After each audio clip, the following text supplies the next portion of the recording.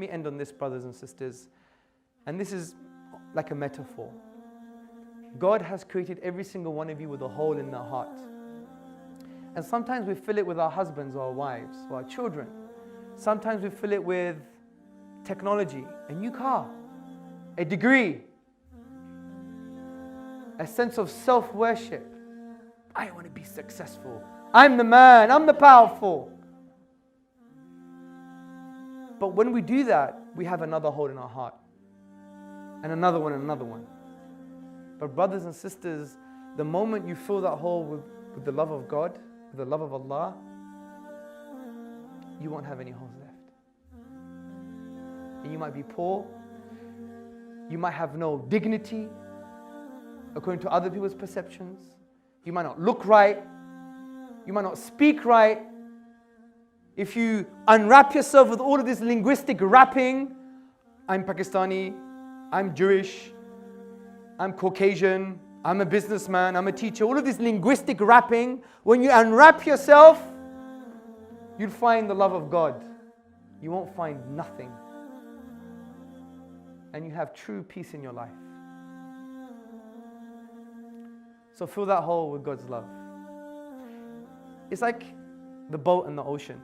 You know, the boat floats nicely and doesn't sink on the ocean as long as the ocean or the water is not in the boat. The boat is our hearts. The ocean is the ephemeral world. The more of the water, the ocean is in our hearts, it will sink. It doesn't mean you can't be successful. Of course, be successful. But just align your heart in the right way. And brothers and sisters and friends, I beg you, just read the Quran. It is the spiritual medicine. Because the Quran aims to break the ego. Because the ego is the barrier to divine love. It's as simple as that, people.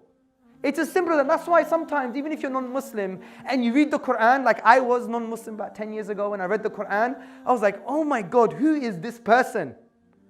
I don't want to worship this person. I don't want to love this person. He wants me to do things just for him, but I want to do things for me. By God, someone told me before I was Muslim, in my living room, we don't do things for other people or ourselves or our ego. We do things for God. I felt sick in the toilet. I nearly felt sick. And that was my arrogance. The Quran was giving me the medicine. It was shaping me, because the Quran does this. It makes you wake up to reality and says, you think you're someone. You think you're self-sufficient. But you were nutfatin min maniyin. You were a drop of fluid from a drop of semen. If you have this on your hand, you'd be like, ugh. This should be in your photo album. That blob.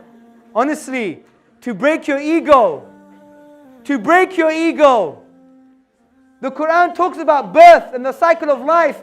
You're a baby. You couldn't even keep your neck up. You couldn't even wipe your own backside. You couldn't even feed yourself, and you think you could take over the whole world? Arrogance. Arrogance. And the Quran also says, Kullu nafsin dha'iqatul maut. Every soul is going to taste death. You're going to become one buffet. You're going to meet your master.